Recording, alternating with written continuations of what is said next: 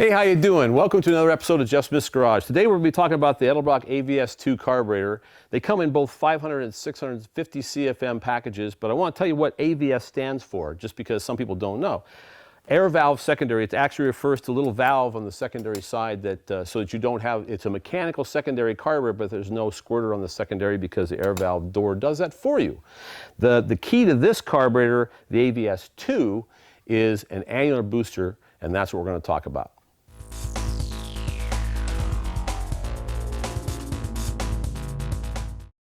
So AVS 2 is a little bit different, and they've changed the booster design on this carburetor, and they've gone to an annular discharge booster. We'll get into that in a minute, but I want to give you some of the other features in this carburetor because it's really very cool. I think this is one of the more simply adjustable street carburetors on the market today. I'll show you why that is.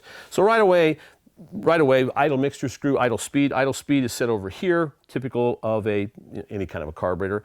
What makes it a little bit easier is idle mixture screws are right there in front, real simple to do, really simple to access. Where one of the advantages of this carburetor is its adjustability without having to take the lid off the carburetor. So one of the features of this carburetor is they use, on this little, I'll show you a little detail later, but there's a little door right here. You just take a screw, loosen it up, move the door off, and immediately what you get is a power piston, metering rod, and a spring is accessible from the top of the carburetor. And one of the advantages is if you want to try and do part throttle tuning on this carburetor, it's very easy to do. You move this little screw, move that little door out of the way, this stuff all pops out. And one of the simplest, quickest way to tune this carburetor would be to possibly change the power valve spring. So what happens is at part throttle, this spring is pushing upward on the metering rod and the piston's being held down by vacuum. So at high vacuum, it compresses the spring. As the load starts to go away, the spring starts to move the metering rod up to give it more fuel.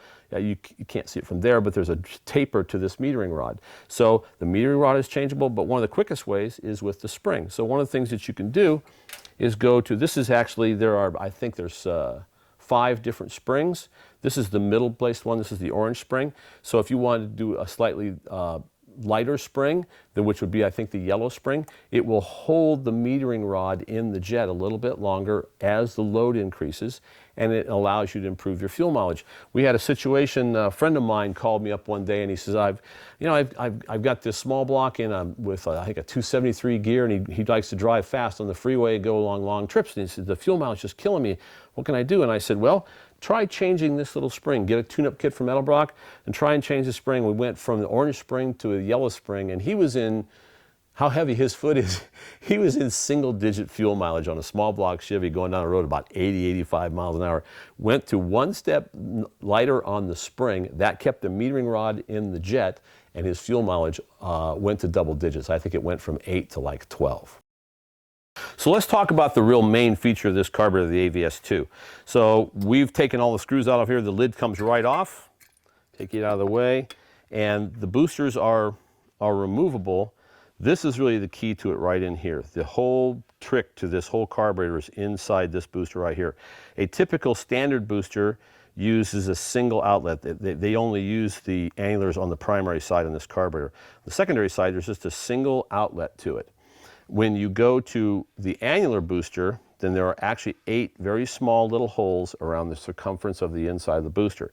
And what that does is it introduces the fuel in a much more vaporized state. So now you have 8 outlets, smaller outlets, which tend to break the fuel up. What you're looking for is you're looking to turn the fuel from a liquid into a gas as soon as possible. To vaporize it, that's the common term. So because vaporized fuel burns, liquid fuel doesn't.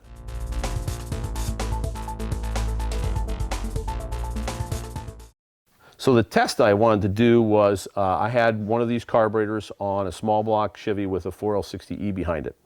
And what we decided to do was we had a standard, typical Holley carburetor on there, and I just judged throttle opening based on the TPS. And at light throttle, it tended to accelerate like you would normally away from a stoplight, no burning the tires or anything, about 8 to 10% of throttle opening. And then I changed, and all I did was bolt on an AVS2, set the idle mixture screws, and set the idle speed so it was the same as the previous carburetor, went out and drove it around and looked at it. And essentially what was happening was we were going from, let's say, from 8 to 10% throttle opening to 8 to 6% throttle opening. So if you think, well, that doesn't sound like very much. But in reality, if we're going from 10% throttle opening to 8% throttle opening at the same acceleration rate, that's a 20% reduction in the throttle position. So what was happening is, the thing was much crisper. And you'll notice this, you bolt one of these carburetors on, the very first time you drop the thing in gear and touch the throttle, you will feel it. It's almost like it's a fuel-injected car. We did another test a long time ago on annular boosters versus standard drop leg boosters, and what we saw was typical. We loaded an engine at 1,000 RPM out at Kenny Duttweiler's shop. And at 1,000 RPM, the engine wasn't very happy with a standard booster style carburetor. Then we went to an annular booster. We picked up 90 foot-pounds of torque at 1,000 RPM. And that was all because it was vaporizing, it was conditioning the fuel better. So what was happening was, we didn't change the amount of fuel, we just changed the way it was introduced into the engine.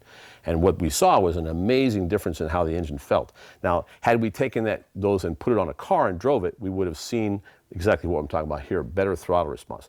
Now, once you get to 50% or 100% throttle opening, the net effect really doesn't, roughly about peak torque, the crossover is such that you won't know any difference.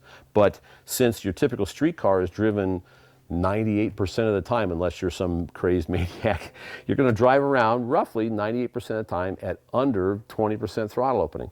That's where this carburetor really shines. And that's why it's a good style.